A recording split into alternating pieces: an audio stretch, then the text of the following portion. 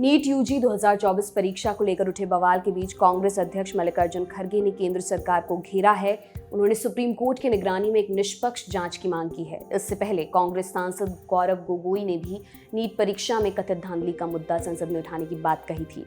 आपको बता दें कि मामले में 13 जून को हुई सुनवाई के दौरान केंद्र ने सुप्रीम कोर्ट को बताया था कि जिन 1563 उम्मीदवारों को ग्रेस मार्क्स दिए गए थे, उनके स्कोर कार्ड रद्द करने का फैसला लिया गया है।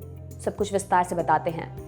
नीट परीक्षा विवाद को लेकर कांग्रेस अध्यक्ष मल्लिकार्जुन खड़गे ने सोशल मीडिया प्लेटफॉर्म एक्स पर एक पोस्ट किया। लिखा, नीट परीक्षा में केवल ग्रेस मार्क्स की समस्या नहीं थी, धांधली हुई है, पेपर लीक हुए हैं, भ्रष्टाचार हुआ है। नीट परीक्षा में बैठे 24 लाख छात्र छात्राओं का भविष्य मोदी सरकार के कारनामों से दांव पर लग गया है। एग्जाम सेंटर और कोचिंग सेंटर का एक नेक्सस बन चुका है, जिसमें पैसे दो पेपर लो का खेल खेला जा रहा है। मोदी सरकार एनटीए के कंधों पर अपनी कारगुजारियों का दारोमदार रखकर अपनी जवाबदेही से पीछा नहीं छुड़ा सकती। पूरे नीट घोटाले में कांग्रेस पार्टी सुप्रीम कोर्ट की निगरानी में एक निष्पक्ष जांच की मांग करती है। जांच के बाद दोषियों को कड़ी से कड़ी सजा दी जाए और लाखों छात्र छात्राओं को मुआवजा देकर उनका साल बर्बाद होने से बचाया जाए।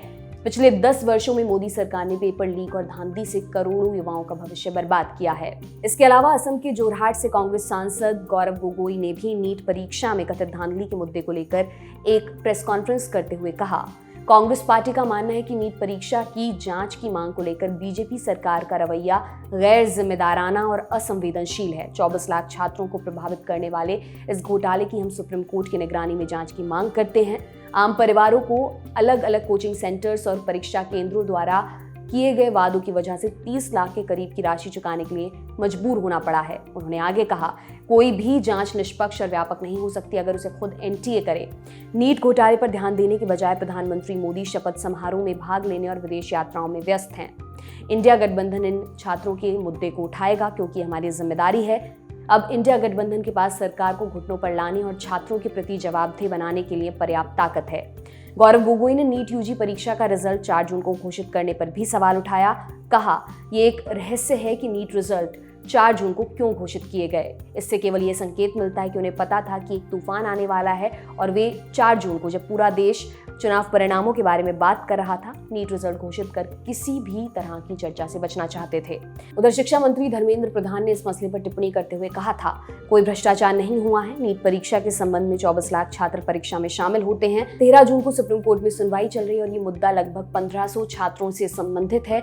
सरकार कोर्ट को जवाब देने के लिए तैयार है। इस मुद्दे पर विचार किया जा रहा है और शिक्षाविदों की एक समिति बनाई गई है। एनटीए देश में 3 बड़ी परीक्षाएं नीट, जेई और सीयूईटी सफलतापूर्वक आयोजित करता है। अगर कोई दोषी पाया गया तो हम उनके खिलाफ कार्रवाई करेंगे।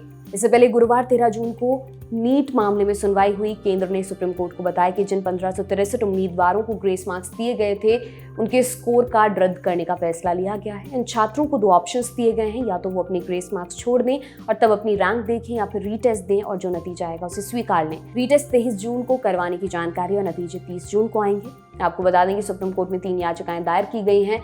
इसमें मांग मोटामाटी एक ही है। इम्तिहान में व्यापक अनियमितताएं हुई हैं, ग्रेस मार्क्स देने में कथित विसंगतियां हैं। इस वजह से नीट यूजी 2024 परीक्षा को रद्द किया जाए, दोबारा परीक्षा करवाई जाए। जस्टिस विक्रम नाथ और संदीप मेहता की वेकेशन बेंच इस मामले की सुनवाई कर रही है। अदालती सुनवाई में रोज सवाल उठाए जा रहे हैं और जुड़ रहे हैं नए नए तथ्य, जैसे ये तथ्य कि इम्तिहान कंडक्ट कराने वाली नेशनल टेस्टिंग एजेंसी ने नीट का रजिस्ट्रेशन बंद होने के बावजूद एक दिन के लिए फिर रजिस्ट्रेशन खोला था। फिर कुछ सेंटर्स को लेकर भी संशय है कि वहां गड़बड़ हुई है। पेपर लीक होने के भी आरोप लगे हैं। 12 जून को इन सवालों में से कुछ पर एनटीए ने भी जवाब दिया। इस मामले में आगे जो भी अपडेट आता है हम आप तक जरूर पहुंचाएंगे। जाने से पहले एक जरूरी सूचना, आपका चहेता show guest in the news room 100 episode पूरे कर रहा है। 100वें एपिसोड में हमारे गेस्ट हैं मशहूर एक्टर नाना पाटेकर। ये एपिसोड 22 जून दोपहर 12 बजे लल्लन टॉप ऐप पर देखना ना भूलें। मेरा नाम है दिव्यांशी सुमराव। देखते रहिए दी लल्लन टॉप। शुक्रिया।